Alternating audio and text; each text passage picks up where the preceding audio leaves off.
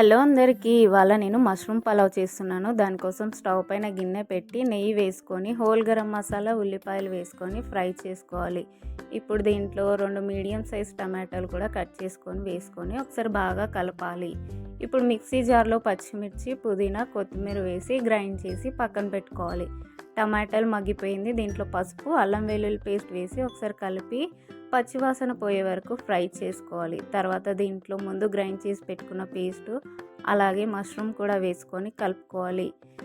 తర్వాత రుచికి సరిపడా ఉప్పు, ధనియాల పొడి వేసి కలుపుకొని దీంట్లో వాటర్ వేసుకొని మూత పెట్టి మరగనివ్వాలి. ఈ వాటర్ మరిగిపోయిన తర్వాత మనం ఒక అరగంట ముందు నానబెట్టుకున్న బియ్యాన్ని కూడా వేసుకొని ఒక 5 నిమిషాలు హై ఫ్లేమ్లో ఉంచి తర్వాత మీడియం ఫ్లేమ్లో పెట్టుకొని కుక్ చేసుకోవాలి. చూసారు కదా, దీన్ని మళ్ళీ ఒకసారి బాగా కలుపుకొని పైనుంచి కొత్తిమీర వేసి ఒక 10 నిమిషాలు మూత పెట్టి మగ్గనివ్వాలి.